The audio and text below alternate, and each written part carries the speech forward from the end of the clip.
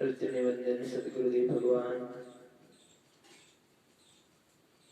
पूज्य बापू जी के चरणों में मेरा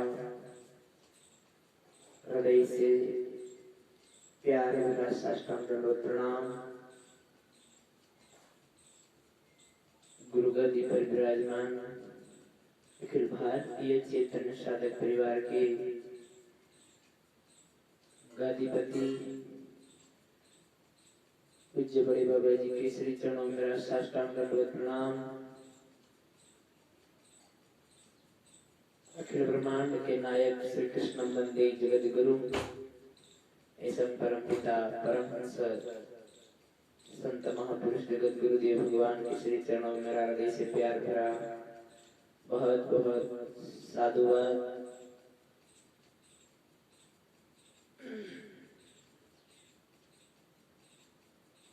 भगवान श्री मर्यादा पुरुषोत्तम भगवान श्री रामचंद्र जी के श्री चरणों में मेरा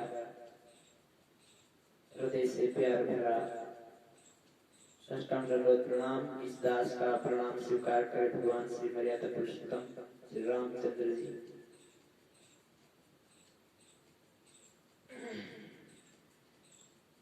मरकंटक से निकली मां नर्मदा के श्री चरणों में मेरा हृदय से प्यार भरा जय श्री कृष्ण।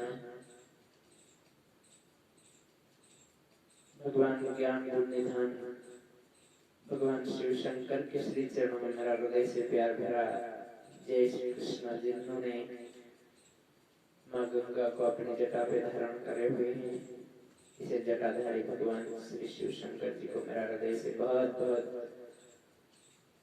हृदय से प्यार भरा प्रणाम है। भगवान से मेरी प्रार्थना है कि आप तो ज्ञान गुण निधान शिव परब्रह्मा शिव शंकर जी है। अब हमारे हृदय में ऐसे ज्ञान गुण निधान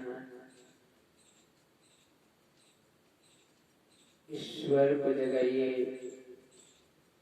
ईश्वर से हम हमारी वाणी को शुद्ध करें पवित्र बनाएं और भगवान की भक्ति करके आत्मा को परमात्मा से साक्षात्कार करें।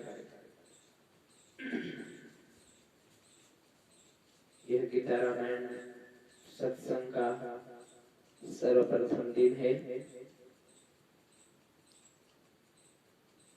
आज हमने बड़ा ही अच्छा विचारधारा के साथ मंगलवार का दिन है 6 जून है और ऐसा विचार निकाला कि नहीं अब हमको कुछ करना पड़ेगा। भगवान ने सद्बुद्धि दी और गीता रामायण सत्संग का पहला दिन है। ये 3 दिवसीय सत्संग है। आज हमने एक छोटे से रूप में यह सत्संग प्रारंभ किया है गुरुदेव भगवान के आशीर्वाद से पूज्य बापू जी की कृपा से और हमारे साधक भाई बहनों की शुभकामना और प्रेम के साथ।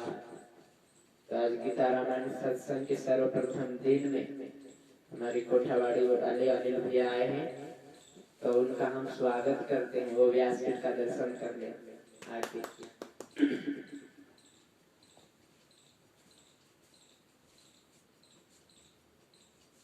ओम ओम ओम जय श्री कृष्ण। भगवान से हमारी प्रार्थना है कि हे भगवान आज हम गीता रामायण सत्संग प्रारंभ कर रहे हैं 3 दिवसीय सर्वप्रथम दिन में आप हमारे हृदय में हमारी वाणी में ऐसे सत्य शब्द प्रकट करें कि आज हम आपकी छत्र छाया में बैठ करके आपका प्रेम से नाम ले सके। 2 मिनट हरि नाम संकीर्तन भगवान के श्री चरणों में बड़े श्रद्धा और भाव के साथ। हरे राम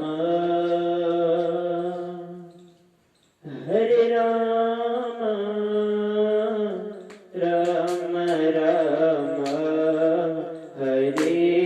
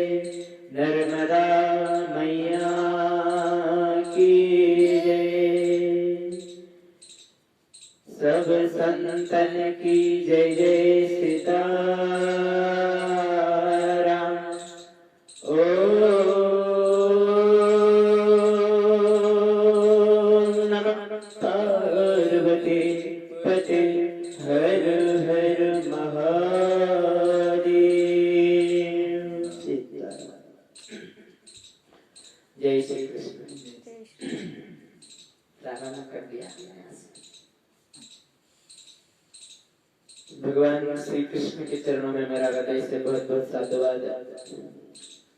ओ मेरे भाई बहन, आज बहुत अच्छा दिन है और ऐसे ही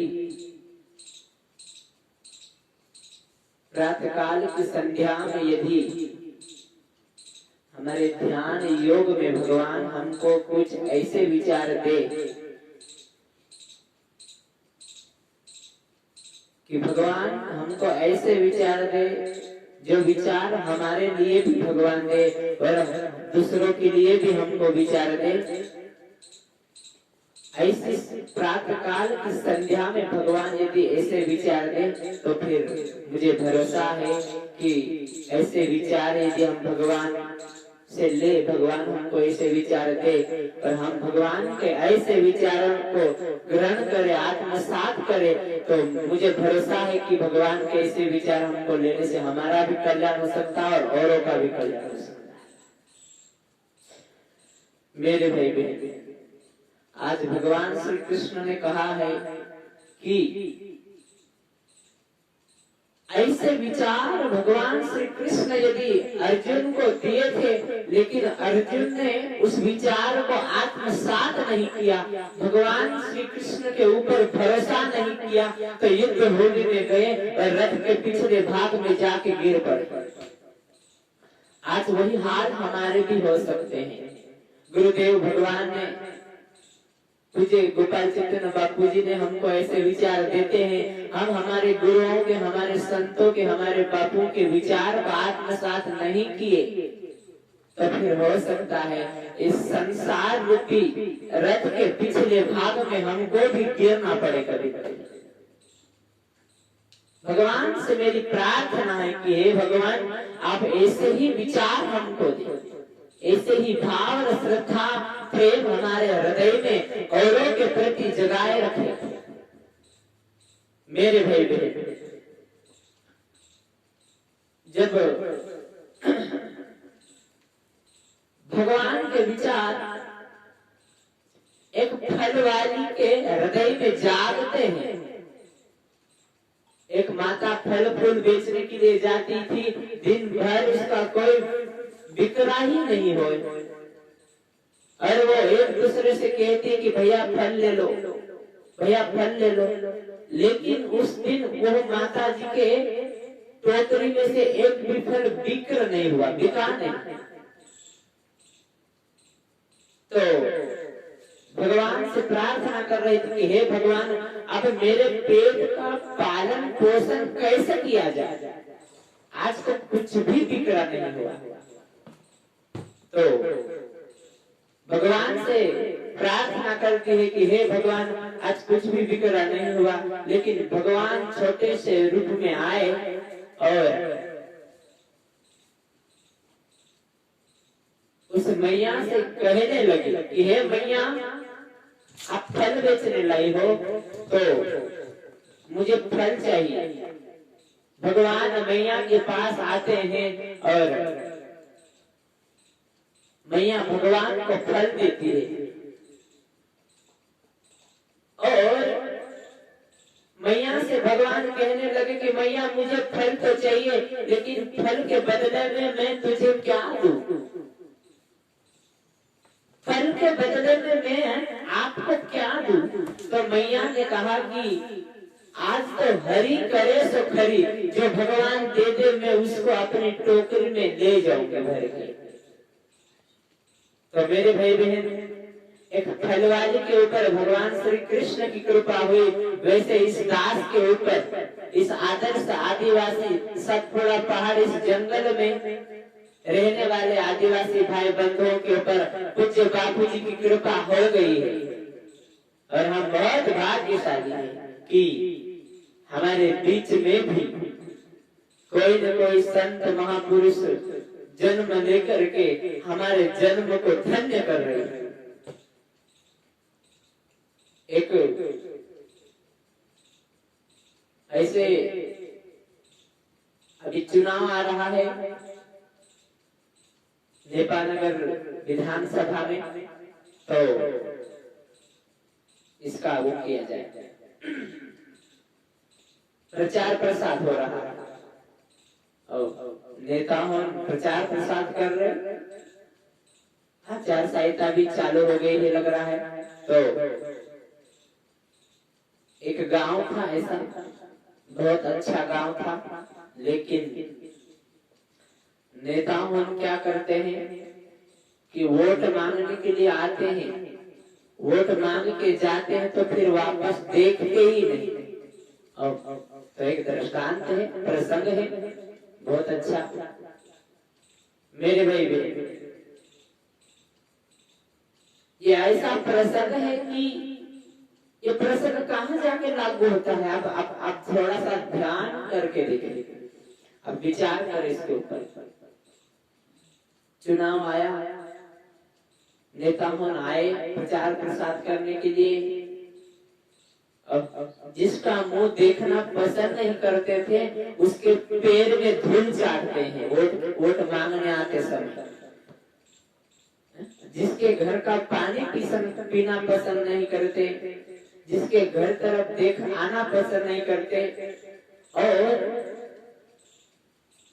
जिस व्यक्ति के पास वोट मांगने के लिए आए उसका चेहरा देखना पसंद नहीं करते, लेकिन जब चुनाव आता है तो वोट मांगने के लिए जब आते हैं ना, तो जिसका चेहरा देखना पसंद नहीं करते उसके पैर की धूल चाटने लग जाते हैं, माथा टेकते हैं कि भाई हमारी तरफ भी देखना और आपका आशीर्वाद चाहिए।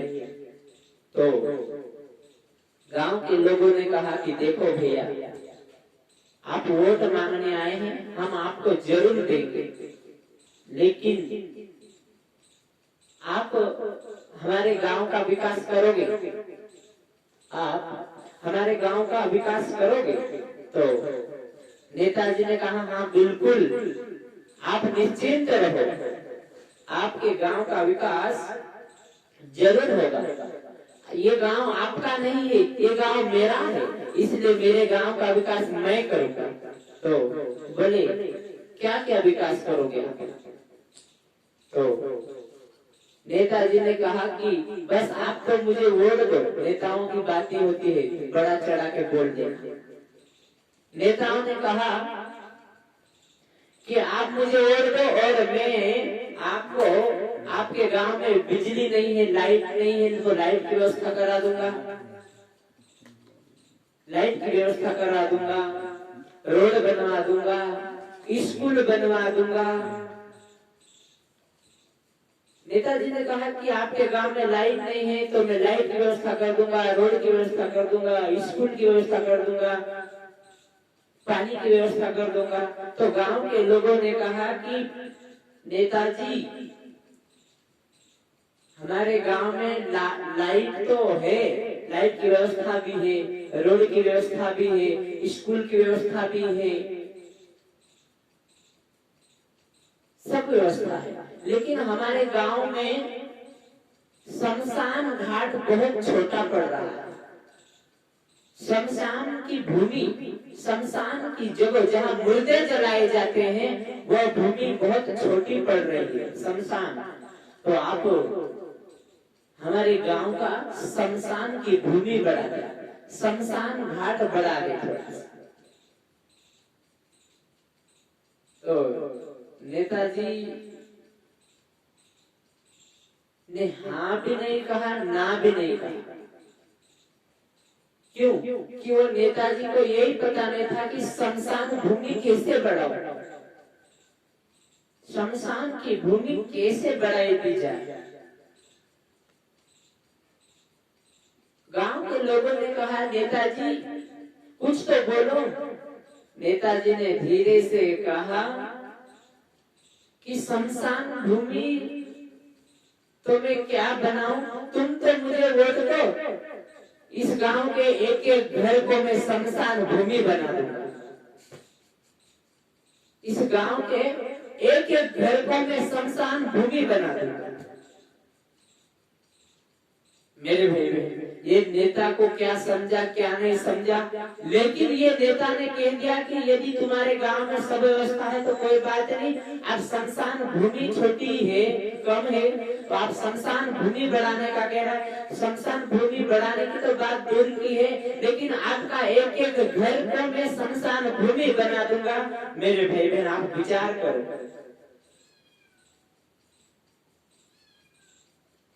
ये नेता हमारे घर को हमारे गांव के एक एक घर को शमशान भूमि बनाना चाहता है। और यदि ये नेता हमारे घर को शमशान भूमि नहीं बनाया, तो फिर हमने खुद ने ही हमारे घर को शमशान भूमि बना रखा है। बात नेताओं के ऊपर आई थी, चुनाव के ऊपर आई थी, लेकिन ये मुद्दा कहाँ आ गया? विचार कर। नेता ने कहा कि मैं आपके एक एक घर को शमशान भूमि बना डालूंगा। लोग विचार करने लगे और लोगों के चेहरे बदलने लगे। तो आज ये व्यासपीठ कहती है, और ये व्यासपीठ क्या कहती है, सुनो 2 मिनट। नेता यदि आपके घर में शमशान भूमि नहीं बनाए तो कोई बात नहीं, लेकिन ये व्यासपीठ कहती है कि प्रत्येक व्यक्ति के घर शमशान भूमि के समान है। आज शमशान घाट में एक मुर्दा जलता है, लेकिन जब मुर्दा व्यक्ति जिंदा था तो जिंदे व्यक्ति के घर के चूल्हे में भी एक दिन मुर्दा जल रहा था, आज भी जलता है। बताओ, प्रत्येक मांसाहारी मनुष्य के घर में जो चूल्हा है, चूल्हा भी एक चिता के समान है। मुर्गे भूंज रही है, बकरे का मांस भूंजा जा रहा है, केकड़े मछली कबूतर भूंजा जा रहा है, उसका मांस बनाया जा रहा है और उसे खाया जा रहा है। नेताजी ने बरोबर कहा कि आपके एक एक घर को शमशान भूमि बना डालूंगा। अरे भाई, पहले से ही बना है।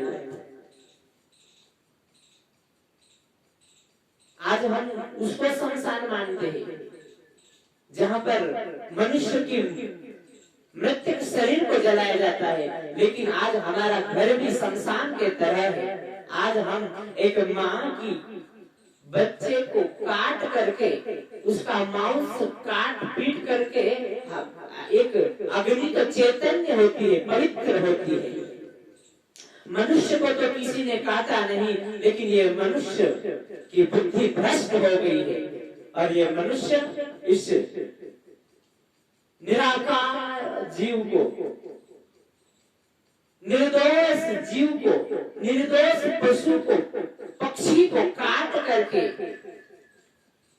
इस अपने घर की चूल्हे रूपी भट्टी में, चिता में जला करके शमशान बनाना।